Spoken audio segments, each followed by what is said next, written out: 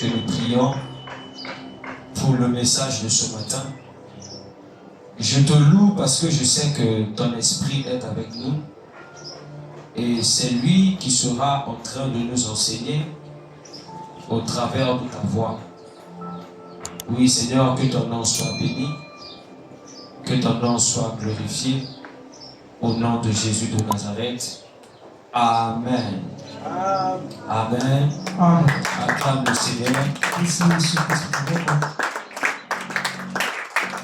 Alors, soyez bénis. Salut ton bien-aimé qui est à côté de toi.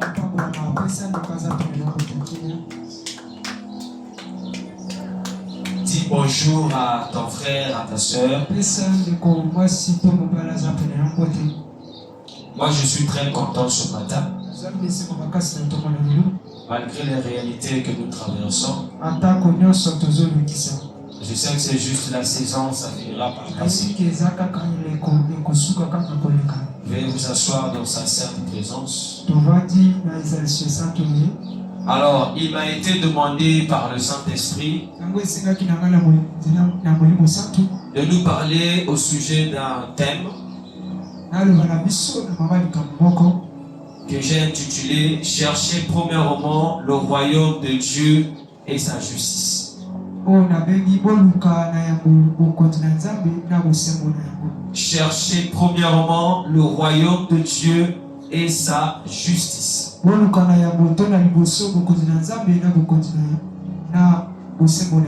Amen. Pourquoi j'aimerais parler de ce sujet ce matin? Déjà le dimanche passé, qui était là? Qui était béni par le message du dimanche? Je vous avais parlé sur les deux lois qui s'opposaient pour la délivrance des hommes. Amen. Romains chapitre 8, verset 1 à 2 dit: il n'y a donc maintenant aucune condamnation pour ceux qui sont en Christ. Amen. Au verset 2, la Bible dit que la loi de l'esprit de vie en Jésus-Christ m'a affranchi de la loi du péché et de la mort. Amen. Et je vous ai dit que lorsque quelqu'un est en Christ, il devient une nouvelle créature. Les choses anciennes sont passées. Je vous ai dit que notre délivrance, nous l'avons acquise à la croix. Ce qu'un enfant de Dieu doit faire, c'est d'être en Christ. Amen. Et ce qui faisait la force de l'ennemi, c'est la loi du péché et de la mort. Et toute l'humanité a été condamnée par cette loi. Toute activité satanique est régie sous cette loi. Et dès l'instant que nous rentrons en Christ, nous rentrons sous une autre loi. La loi de l'esprit de vie en Jésus. Je vous avais donné même l'exemple du mystère de la nouvelle naissance. Je vous avais pris l'image de cette chaise qui est en plastique. La matière, c'est du plastique. Je vous avais pris aussi ce vase-là qui est en plastique. Et je vous ai dit que la nouvelle naissance, c'est quand quelqu'un quitte de l'enfant de ses parents à l'enfant de Dieu. Comme ce Géco en plastique, quand on le ramène à l'usine avec la même matière, on fait fondre ça, on produit autre chose. Ça veut dire que si on dominait sur la chaise, mais dès l'instant que la chaise a été transformée en un pot comme ça, ce n'est plus la même chose. C'est ce qu'on appelle la nouvelle création. Amen. C'est ce que le Christ a fait en nous. Maintenant, étant en Christ, qu'est-ce que nous devons chercher en premier lieu? C'est le royaume des cieux. Amen. Aujourd'hui, beaucoup de gens ont laissé le royaume de côté pour courir après le vent. pour courir après les choses qui n'en vaut la peine. Amen. Bien aimé, le piège du diable, c'est de cacher au monde le royaume de Dieu afin de leur présenter les choses éphémères. Alléluia. Lorsque le diable veut contrôler la vie de quelqu'un, la première des choses que Satan doit se rassurer, c'est de te mettre de l'ignorance. Amen. La privation de la connaissance, c'est ce qu'on appelle par l'ignorance. Parce que seul un ignorant, on peut le manipuler. De le même bien, les choses que je vais dire ce matin, si tu comprends ça, ta vie va changer. Amen. Lorsque le diable veut contrôler les gens, ce qu'il va faire, c'est de vous priver de la connaissance de Dieu. Vous empêcher de connaître Dieu. Et de vous garder dans l'ignorance des choses de Dieu. Amen. Voilà pourquoi beaucoup de chrétiens ne lisent pas la Bible. Pourquoi le diable combat la lecture de la Bible? Parce que le diable sait. La connaissance vient dans les recherches. Je vous avais dit ici que l'ignorance est un démon qu'on ne chasse pas par la prière. Amen. L'ignorance, on ne le chasse pas en envoyant le feu. Parce que l'ignorance, ce n'est que la privation de la connaissance.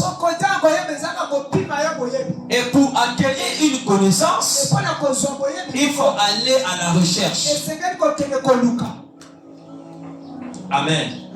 C'est comme un élève qui étudie. Amen. Le professeur t'a donné un cours. Il t'a donné un thème. Il t'a dit, va travailler ce thème. Parce que je vais composer sur ça.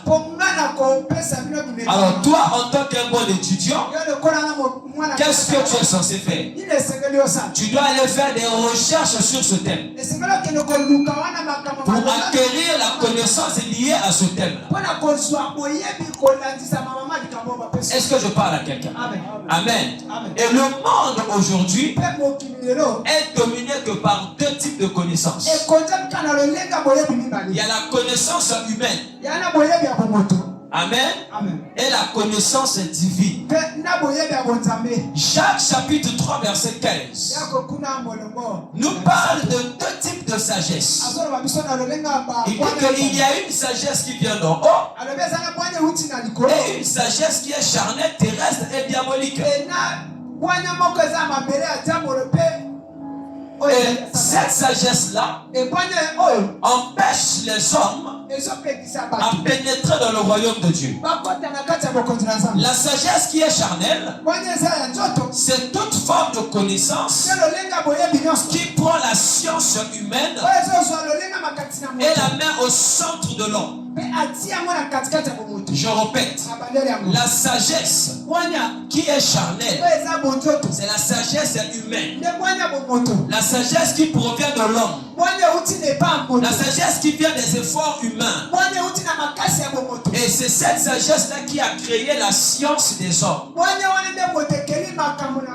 Et cette science-là, l'ennemi se sert de ça pour priver l'homme de la connaissance divine. Voilà pourquoi par la science humaine, les humains peuvent finalement démontrer même les phénomènes qui semblent être naturels. C'est par cette science l'incrédulité a pris place dans le cœur de plusieurs. Parce que quand ils ont des problèmes, la science humaine est là pour expliquer ces problèmes. Et cette science-là est basée sur les fondements du mensonge. Alléluia. Parce qu'il y a des théories inventées à toute pièce par des humains qui avaient au préalable des âmes brisées. Amen. Qui ont inventé des théories. Et par ces théories-là, l'humanité est soumise. Dans la sagesse charnelle, c'est ce qui a créé la science que nous voyons. On dit qu'il y a la sagesse charnelle terrestre et diabolique. On dit que la sagesse terrestre, ce n'est qu'une sagesse qui se limite qu'au niveau de la terre. La sagesse terrestre, c'est cette sagesse-là qui donne l'homme accès à la connaissance des plantes, des arbres et tout ça. C'est terrestre. Ça amène l'homme à connaître tout ce qui est rattaché à la terre. Aujourd'hui, on a des médecines traditionnelles. La médecine traditionnelle vient de la sagesse terrestre. Voilà pourquoi il y a des gens qui sont obligés d'adorer le Dieu de leurs ancêtres pour acquérir la sagesse de la terre. La sagesse de la terre, c'est la sagesse que nous voyons chez les anciens, chez les sages de ce monde, chez les Njondi. Amen. Ils ont la sagesse terrestre. L'art de gérer des problèmes charnels, des problèmes terrestres. Oh, est-ce que quelqu'un me comprend? Amen. Ça, c'est la sagesse terrestre. Une sagesse qui tire sa force de la terre.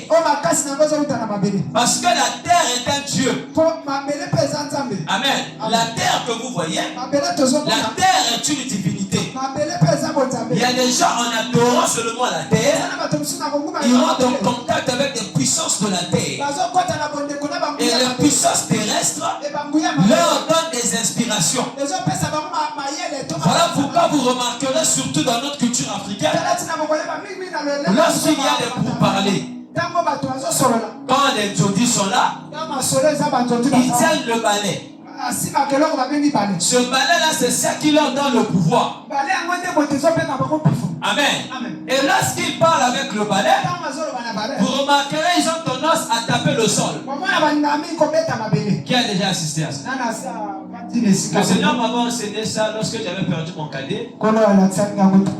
Et le jour que les familles étaient réunies pour essayer de trouver entre guillemets la solution, je m'avais réveillé à 3h du matin à la veille du jour où les gens devaient se rassembler. Il m'a dit de se tenir au milieu de la parcelle. Je ne savais même pas où se trouvait le milieu.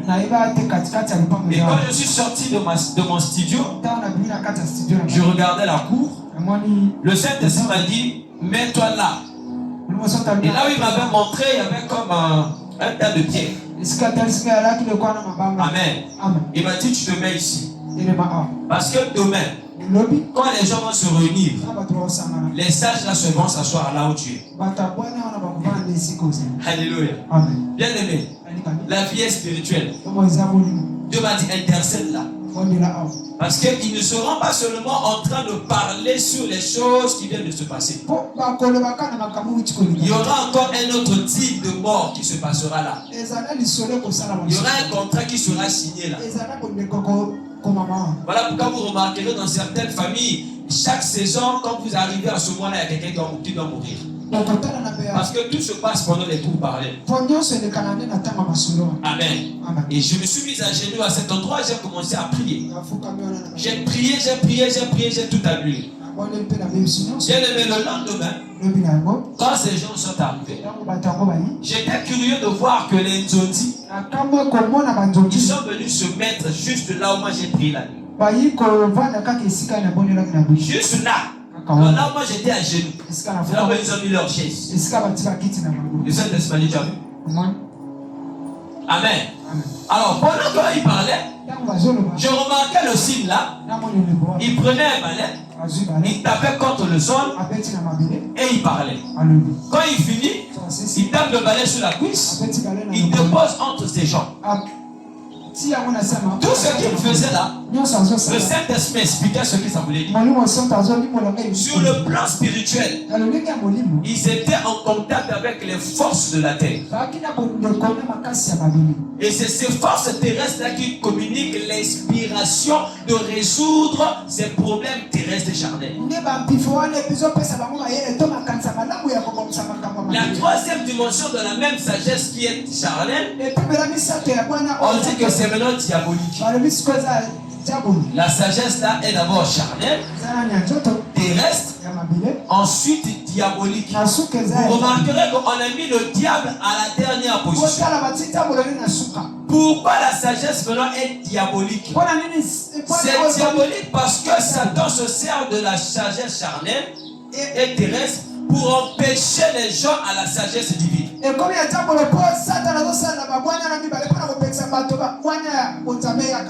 Alors, il se sert de ce qui est terrestre, de ce qui est charnel, pour vous empêcher maintenant à la connaissance divine, qui n'est que le royaume de Dieu. Amen. Est-ce qu'on se fait comprendre? Est-ce qu'on se fait comprendre? Maintenant, qu'est-ce qu'on appelle par le royaume de Dieu? Que signifie le royaume de Dieu? Le royaume de Dieu désigne le règne de Dieu et son influence sur la création. Est-ce qu'on se comprend? Le royaume de Dieu désigne le règne de Dieu et son influence sur sa création. Le royaume de Dieu représente également le monde de la justice. Le monde où règne la justice, la paix, la joie, l'amour par le Saint-Esprit. C'est grave. J'ai dit que le royaume de Dieu représente un monde où règne la justice, la paix, l'amour, la joie par le Saint-Esprit.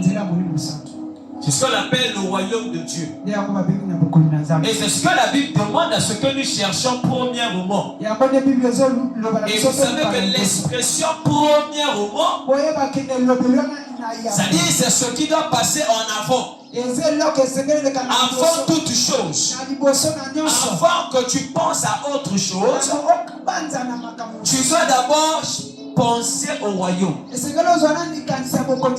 règne de Dieu. Le Seigneur Jésus-Christ, lorsqu'il était dans son corps de chair, en enseignant la prière, amen, comment on devait prier, dans ces phrases, le Père a dit ceci par le Fils: quand vous priez, dites: notre Père qui est aux cieux, que ton nom soit sanctifié, que ton règne, qui comprend ça? Que ton règne, le règne de Dieu, c'est ce qu'on appelle le royaume de Dieu. Parce que tout ce qui fait le plaisir ou le bonheur de l'homme sur la terre tire sa source dans le royaume de Dieu. Alléluia. Tout ce qui est censé te faire du bien dans ce monde, ça provient du royaume de Dieu. Amen. Ça veut dire que celui qui est dans le royaume de Dieu, il a accès à toute sa création.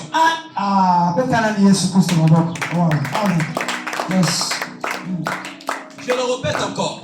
Celui qui est dans le royaume de Dieu, il a automatiquement accès à tout ce que Dieu a créé. Puisque, mais qui la brada ça? Comment le Seigneur pour les anges? Alors sois concentré. Sois concentré. Ils m'ont signalé leur présence. Amen. Amen. Celui qui est dans le royaume de Dieu, amen, il a automatiquement accès à la création de Dieu. Le Saint-Esprit dit ceci: celui qui est dans le royaume de Dieu, il peut régner et influencer tout ce que Dieu a créé. Celui qui a le royaume en lui. Donc quand tu es dans le règne de Dieu. Oh, le règne de Dieu, c'est le Saint-Esprit incarné dans un homme. C'est ce qu'on appelle le règne. La Bible déclare que nous sommes sous le règne du Saint-Esprit. Et le Saint-Esprit n'habite pas hors toi. La Bible déclare que ne savez-vous pas que votre corps est le temple du Saint-Esprit. Amen. Oh, le Saint-Esprit, c'est l'esprit de la création. Il fallait qu'il puisse se mouvoir avant que Dieu ne parle. L'Esprit de Dieu se mouvait sur les eaux. Amen.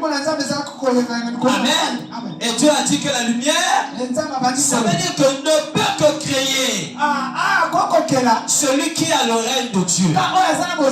C'est dans le règne de Dieu que nous avons le pouvoir d'appeler à l'existence des choses qui n'existent pas, comme si ça existait. Voilà pourquoi on ne peut qu'accéder au règne de Dieu par la foi en Dieu. Parce que le règne, c'est le monde de la foi. Ne peut que régner dans le royaume de Dieu que celui qui a la foi en Dieu. Jean 14, premier dit ceci. C'est Jésus qui parle. Il dit que votre cœur ne se trouble point. Pourquoi? Parce que les humains sont caractérisés par le trouble. Les gens qui sont en dehors du royaume de Dieu, leur vie quotidienne est troublée. Ils sont remplis des inquiétudes. Ils ont un sentiment d'insécurité. Alléluia. Parce qu'ils sont hors le royaume. Mais Jésus a dit que vous, votre cœur ne doit pas se troubler. Pourquoi? Parce que vous êtes dans le règne de Dieu. Parce que le royaume de Dieu est au milieu de vous. Et ce royaume-là, c'est la personne de Dieu sur la terre par Jésus-Christ. Et comme les disciples étaient avec lui, il les rassurait. En étant dans le royaume, ne soyez pas troublés. Ça veut dire quoi? Quand on est dans le royaume, on ne s'inquiète pas en ce qui concerne le manger, le boire et s'habiller. Maintenant on va lire ça. Matthieu 6. Alléluia. Amen. Est-ce que tu me saisis? Amen.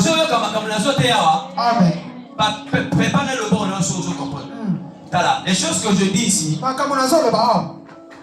ce n'est pas les choses de la chair. Voilà pourquoi je vous ai toujours dit qu'au son de la trompette, nous on vient ici pour connaître Dieu. On vient connaître les choses qui nous donnent accès à tout ce que nous avons besoin. Le monde fonctionne par des codes. Amen. Si tu ne connais pas ces codes-là, tu vas vivre comme ça et mourir sans devenir ce que tu attends de toi. Amen. C'est la connaissance de Dieu qui te donne accès au mystère et aux choses que Dieu a préparées pour toi. Matthieu 6, à partir du verset 31 à 34. Je vais lire rapidement la parole de Dieu. C'est un verset que j'apprécie personnellement. Matthieu 6, voilà, la Bible déclare: ne vous inquiétez donc point. J'aime cette phrase. Ne vous inquiétez donc point. La Bible ne dit pas que ne vous inquiétez donc pas. Ce n'est pas le pas qu'on a mis, c'est le point. C'est-à-dire qu'en l'intérieur de vous, que les inquiétudes ne fassent pas partie de votre vie. Normalement, si tu lis cette phrase, il n'y a pas de sens. Amen. Un être humain normal qui est faite de chair. Comment il peut vivre sans s'inquiéter? Est-ce qu'il y a un sens? Hein? Alléluia. Quand Dieu dit que ne vous inquiétez donc au point, il dit ne vous. Vous allez remarquer que Dieu, quand il parle, il indexe quelqu'un. Il indexe un peuple. Parce qu'il y a une différence entre un enfant de Dieu et un homme ordinaire. L'enfant de Dieu appartient au royaume de Dieu. Sa vie dépend du royaume de Dieu. Et dans le royaume de Dieu, il y a un système de fonctionnement. Alléluia.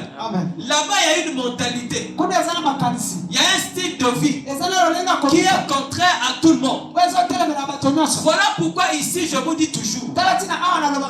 Ici, on ne prêche pas le christianisme. Nous ne sommes pas dans le christianisme. Le christianisme est une religion. Là-bas, on n'a pas besoin de connaître Dieu. On a besoin que le pasteur prêche. Et nous, on dit Amen. Et on va à la maison. Et dimanche prochain, on revient encore. On dit Amen. On va à la maison. Parce que là-bas, on n'a pas besoin de connaître Dieu. Amen. Mais dans le royaume de Dieu, ce n'est plus une religion là-bas. Là-bas, c'est une mentalité qui est transformée. Le changement commence par la mentalité transformée. Voilà pourquoi l'apôtre Paul dit au Romains 12, ne vous conformez pas au siècle présent, mais soyez transformés. Ici, nous faisons pour la transformation de pensée. Donc maintenant, si tu voyais les choses comme les païens, en Christ, tu comprends que tout a changé. Alléluia. Amen. Alléluia. Amen. Acclame d'abord Jésus. Amen. Amen. On va lire. Jésus dit ceci. Nous sommes en Matthieu 6. Voilà. Ne vous inquiétez donc point. Ne dites pas. Ne dites pas. Est-ce que vous comprenez ça? Ne vous inquiétez donc point. Ne dites pas. Le mot dit ici émane d'une confession. Amen. En réalité, je veux dire, ne vous inquiétez pas et ne confessez pas aussi. Parce que dans le royaume de Dieu, c'est ce que tu confesses là. C'est ça qui arrive. Alléluia. Dans le royaume de Dieu, tout est question de parole. Pourquoi il a dit ne vous inquiétez donc point? Parce qu'une personne qui vit trop des inquiétudes, il aura tendance à confesser que des choses contraires à la volonté de Dieu. Oh, tu ne m'as pas compris. Celui qui s'inquiète trop, amen, il aura tendance à déclarer des paroles qui ne vont pas l'aider. D'où Jésus dit, ne dites pas. 2 points. Amen. Alléluia. Est-ce que tu es là? Amen. Ne dites pas 2 points. Que mangerons-nous? Ah. Mais le manger a à voir quoi de ici? Dieu, lui, il est dans les choses spirituelles. Amen. Mais qu'est-ce que Dieu en a à voir avec que mangerons-nous? Est-ce que Dieu peut s'occuper de notre manger? Amen. Bien bon. Amen.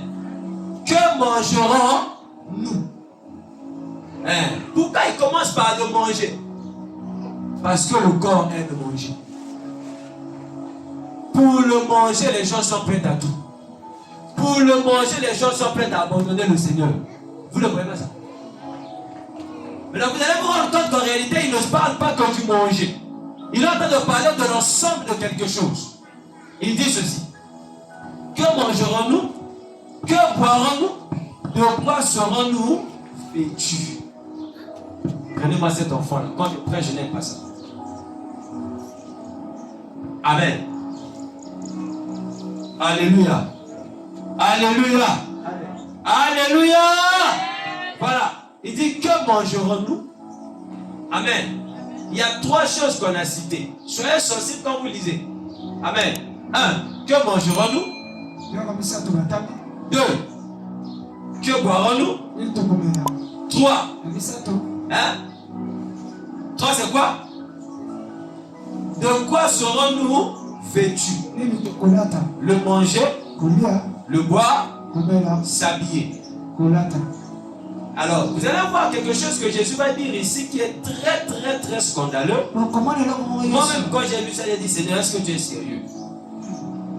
Ne dites pas que mangerons-nous? Ça veut dire que vos inquiétudes est rattachée au manger, au boire et les habits. Et ça résume en quoi? Au social. En fait, Jésus voulait dire, ne vous inquiétez pas de votre vie sociale. Parce que la vie sociale est constituée de quoi? Manger, boire, s'habiller.